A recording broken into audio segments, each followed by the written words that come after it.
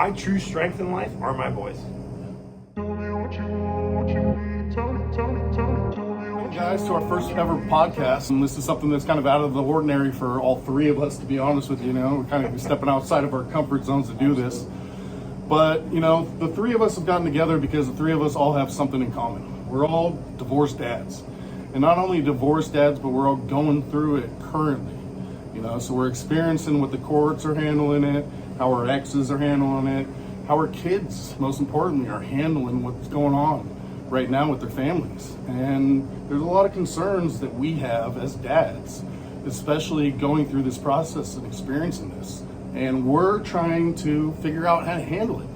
And one of the things that we thought that we could do was first just come on here to have a conversation, just start a dialogue, right? About the situation that we're in, and how we handle the situation individually, what kind of roadblocks have been thrown in our way, and most importantly, like I said earlier, is how the kids are going to be taken care of and handled throughout this whole situation. So I'm going to go ahead and introduce myself. My name is Chris Law. I'm a sports nutrition coach with a background in chemistry. I've got 3 kids. I've been going through the court system with a divorce for almost 2 years now. My name is Jason, born and raised in the Bay Area. I work in public service. Kind of, I guess, still in the middle or ending phase, or I don't know, with my divorce. My divorce was finalized in January, so not too long ago. I had two wonderful boys. They're 9 and 7. You know, I'm in the phase of starting a new chapter in my life, reinventing and starting my life over with my kids being the number one priority. So I think for me, just kind of navigating, keeping them in the forefront of my mind in every decision I make, and the way I act and I execute my involvement with my ex, their mother, and my involvement with them, because I think you guys would agree, the true victims of this whole thing are the kids. And so you want to protect them as much as possible, but also try to, you know, I guess just navigate this as best you know how. And for me, it's uncharted territory. So it's good to talk things out with friends and people that are going through similar things, to kind of see what they're going through and see what's similar and how they kind of are dealing with it. But my name is Jason. Also, I'm retired. I'm an ex-bodybuilder. I'm an ex-powerlifter, and I would call myself a strongman enthusiast. I'm a father of 2 wonderful boys as well, currently 16 and 11, and I am probably the worst case scenario of divorce that you could think of. I was actually divorcing longer than I was married. So I was married for 8.5 years, and I was divorcing for 9. Wow. Just because, so, you know, I mean, worst case scenario. And I think it's important that the folks at home, or folks listening to this, understand that we're not therapists. We're just a couple of guys sitting around talking.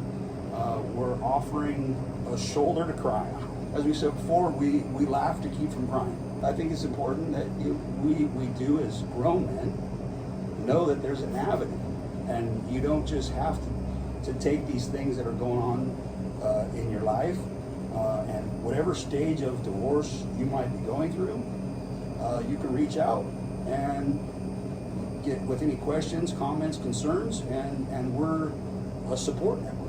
I think that's really what we're kind of absolutely. I mean, when all of us were going through it, right?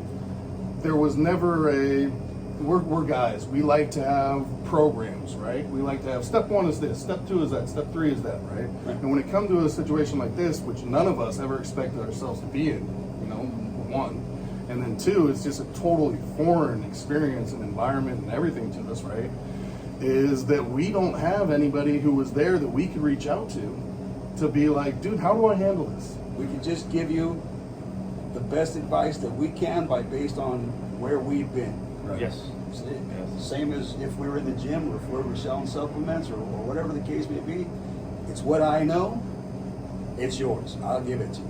And the one thing that I know for a fact, and and I've talked to Chris about this before, is the emotional pain that you can experience through this is far greater than any physical pain you have ever experienced in your life.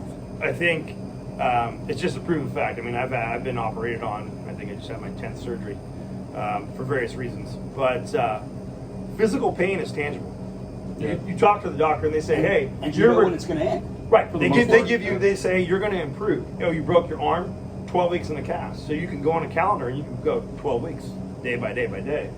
Emotional pain, it comes at you from every which direction, and people often talk about like, oh, the five steps of grieving or moving on from a loss. It is cyclical. It is not linear. It is like when we strength train and stuff. It doesn't. You just don't get stronger and stronger and stronger every year. Otherwise, we'd all be benching 1,000 pounds, and that's not the way life works. And emotional pain, you can't touch it.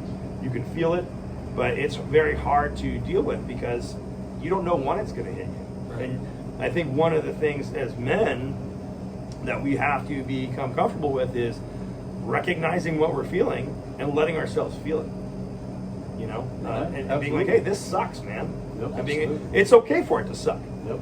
Right? It's okay to be unhappy, I think, but also recognizing, hey, man, I got to find a way to get out of this because you don't want to sit in that place. The best analogy that I came up with was what's that, Space Mountain, that roller coaster in the dark. Oh, Right? Disneyland, yeah. You just don't know when it's going to end, but you know you're on it, and Yes. you just gotta hold on.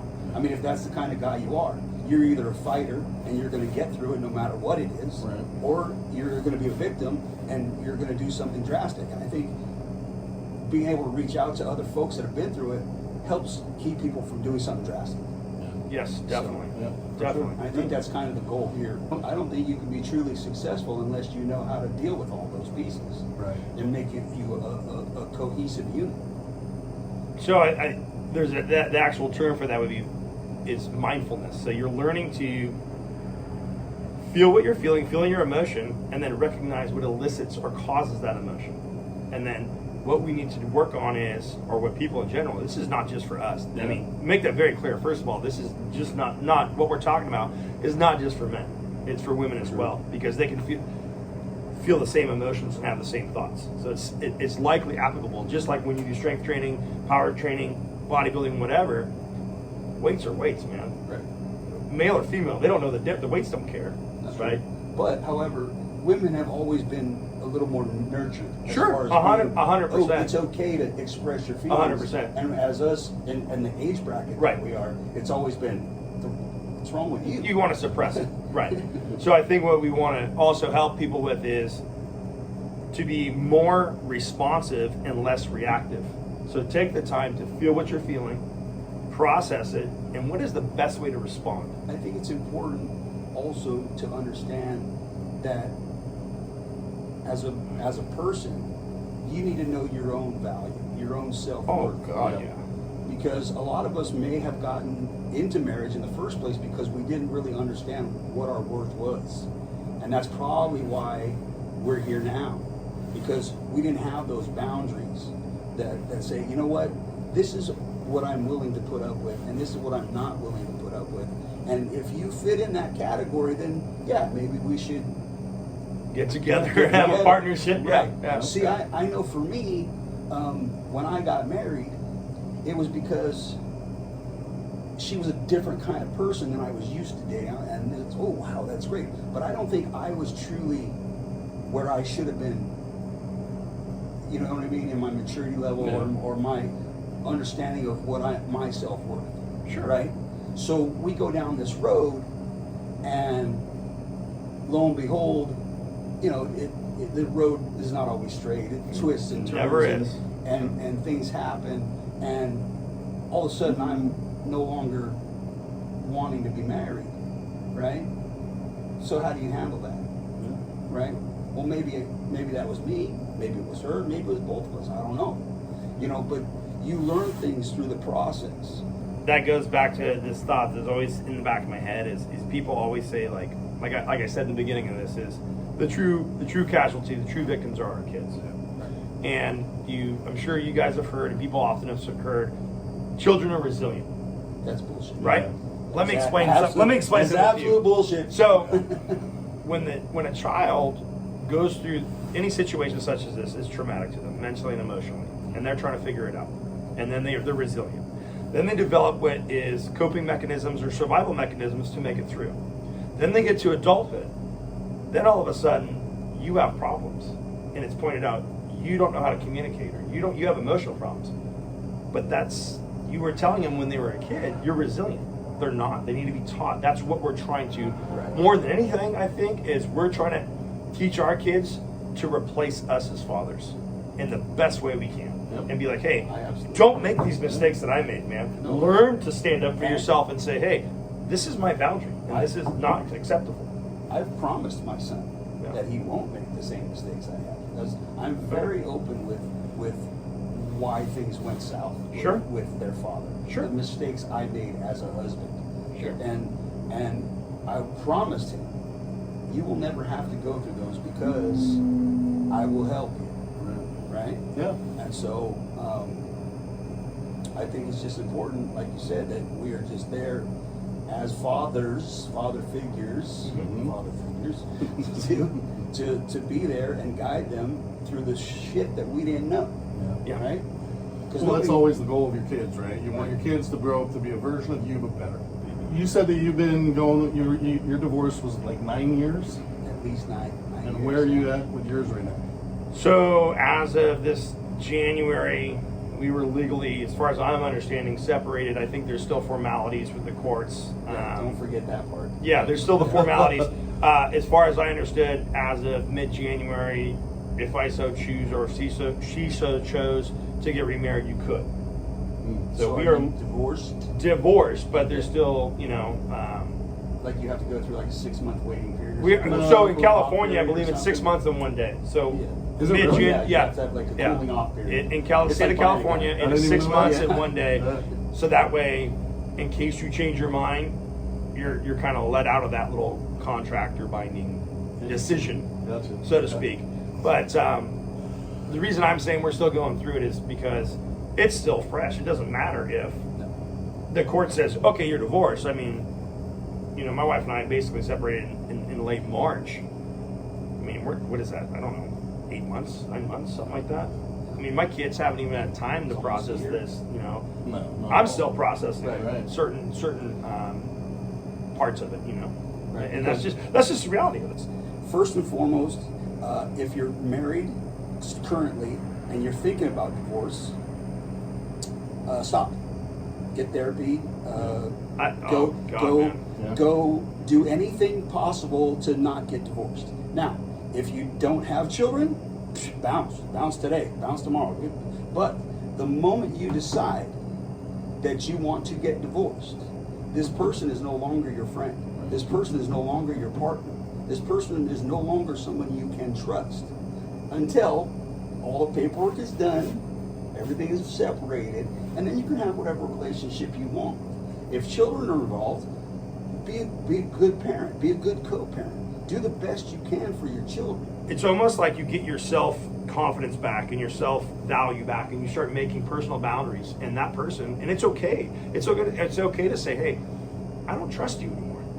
And I need to keep you at arm's distance because that's where I now feel comfortable with you at. Right. And there's nothing wrong with that. There's nothing negative about that. We do it all the time with other people in our lives. True. All the time. Right. It's no different. I always tell my boys, you don't have to be friends with everyone. That is a fallacy. But that does not give you the right to be mean to them. Just avoid them and stay away from them. Have minimal contact. And there's nothing wrong with that as adults. You can be cordial with anyone. As being cordial and just saying, hey, this is the new relationship that I want.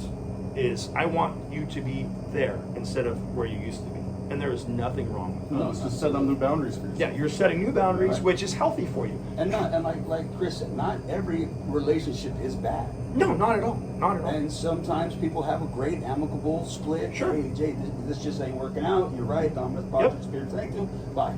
Yes. Cool. Yes. Good. That'd be great. That would be wonderful. I will also tell you, wherever you are, if whatever dark place you are in, because there are a lot of dark places. There's a lot of times when people say, oh, suck it up, whatever, you know, just get through the day. Sometimes you just can't get through that day. Sometimes you just want to get from breath to breath because that emotional pain we talked about is so great. I just want to get to my next breath, and if I can do that, and if I can do that, maybe I can carry on. But there is light at the end of the tunnel, and you will survive. So for me, I've been focused on trying to do that. As soon as I wake up, I'm creating good habits, healthy habits, to try to get my, not only my body right, but my mind right from the time that I wake up to move on.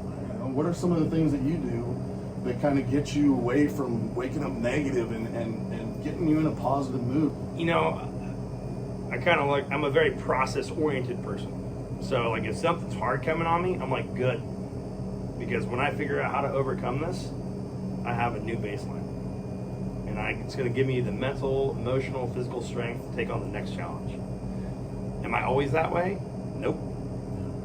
Right? There are days when it's like, man, this is a hard day. And like you said, Jason and Chris, it's like, hey, man, I just want to make it to the next hour. One thing that you can do, anyone out there can do, you make yourself a calendar appointment in your phone and you put it up for whatever, 2 o'clock in the afternoon. I'm going to focus on all the negative shit.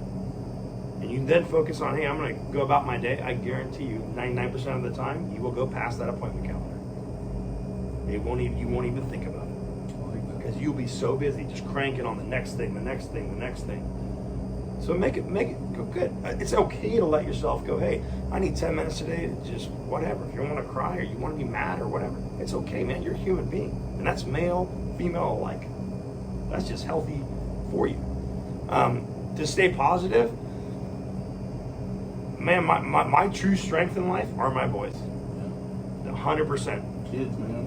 100%. Kids are awesome. Dude. I mean, it is when people ask me what I do, number one thing, what I do, I'm a dad. I'm a father. That is the number one thing. I can get any job I have to get, but I'm never going to be able to quit being a father. And it is the greatest job. It's the hardest job, most fulfilling job there is. Absolutely. And I am learning from them as much as they are learning from me. And one thing that I do with my boys, because every time that I have them, number one, I set expectations because they're still young. So I'm like, these are my expectations. These are your boundaries. And I always tell them whenever I, drop them off at school, whatever, be safe, follow the rules, have fun. We can do those 3 things. We can do whatever we want.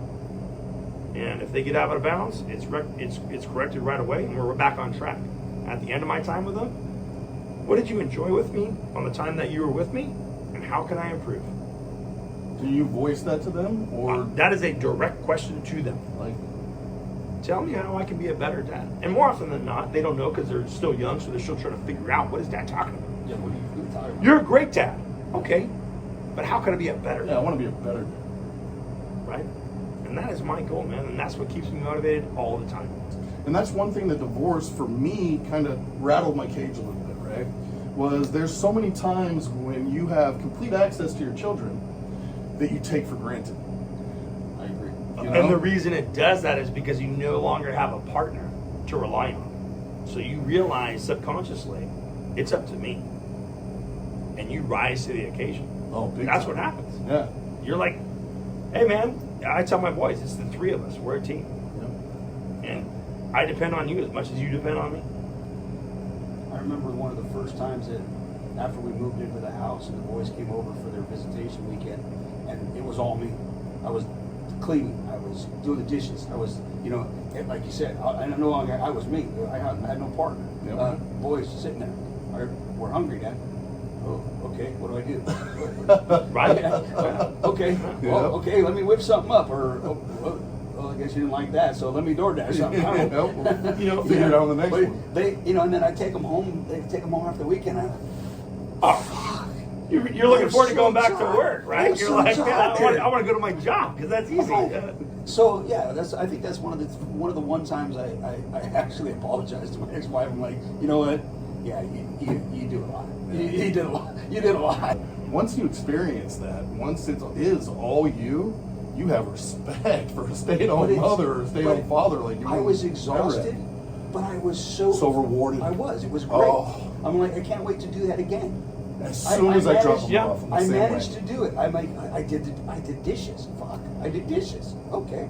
And I think one of the things that helped alleviate like when you initially feel like overwhelmed or stressed or the anxiety of like, holy cow, man, it's just all on me, is now I'm introducing my boys to, hey, giving the opportunity, hey, can you help me do this? Right. Yeah.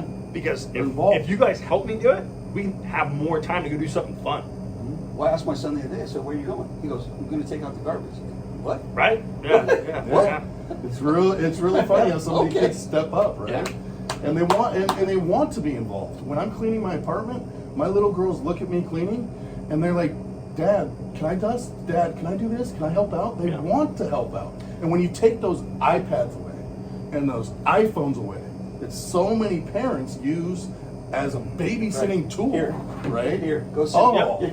gosh, my Go kids, when sit they're in the not corner. Well, and then they wonder why, like, well, where did you hear that from? Or why are you acting this way? Oh gosh, because It it doesn't- we could cover that. You know, forever. it doesn't matter if you have, we But, go down but the in my YouTube house, road. with my kids, when they're there is no phone, there is no iPad. Being involved in these kids' lives, get them to help cook dinner. And that's what they Get them to help want. They clean. want the quality time. They Yeah, want kids do. to feel valued. They want to feel, hey, I'm a contributing member of this team. Right. They want that. They don't know how to say that, And but they want that. I do that too when Yeah. the boys come over. I say, "Well, boys, I need your help. Yeah, I'm exhausted I or whatever. Need, Yeah. I need you guys." Yeah. And they're like, "Yeah, Dad, let's do it." Oh. Okay. Yeah. So yeah, I think they like the structure. Yeah. They like the camaraderie. They like the But you know who else likes structure and camaraderie? Adults. Yeah. yeah. So it's no different, right? Yeah. We as adults, you reduce anxiety by, hey, these are your boundaries. This is how you fit into the team. This is where you're valued. So why not teach that to them at the earliest stage possible? But I think the majority of people don't initiate and give them the opportunity to build resilience and responsibility early enough with small, accomplishable tasks. I Give them agree. something they can accomplish. I No, agree. and it starts at a young age. I mean, I've got a 2-year-old that's about to be a 3-year-old, and she will follow suit. If I get her sister to start doing something, you think that 3-year-old ain't gonna follow? Ain't Oh, gonna yeah. see? They They're feed off each sponges. other. They Oh, suck it God. up. Big sis is doing it. I want to do it too. So if we're creating good habits with big sis, then we're creating good habits with little sis because she's just going to follow, right? It's just like your firstborn. Your firstborn observes you all the time, and they are sponges. So you have to lead by example. You slip up, and your kid is going to follow suit. Right. Yeah. So, from that firstborn, they don't have other siblings or anybody else to mirror or watch and follow, right? You have to be that prime example. You have to lead by example, right? Absolutely. Yeah. Yeah, I think that's where I'm at in our relationship because, like you said, for a long time it was we'd go to a hotel room and spend the weekend for my weekends, right?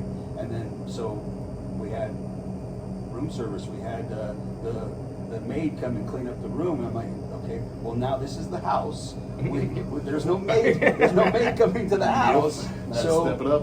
and as men, these are the qualities that we need to have. We need to know how to do these. We need to know how to cook.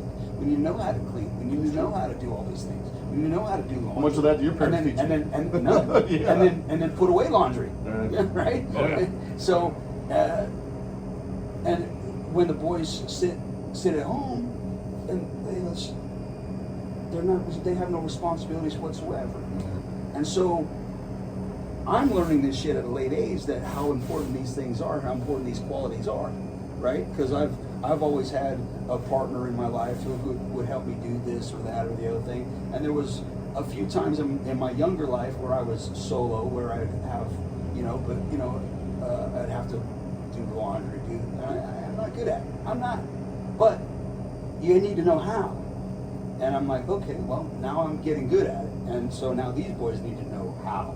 And that's part of being a father, is showing them how to do these things at a young age, so they have that self-worth, so they have the structure, so they have those pieces, those building blocks intact, so when they do reach our age and they do want to get married, they're a complete person, and they know how to go through this. I don't need to get married to have somebody to cook for me, to clean for me, to help me with No. the chores. I don't know. I know how to do it myself, and that's how that's how I've made those boys better, Right. because they're going to be more well-rounded. Yeah, totally independent. And so they're not going to rely on anybody.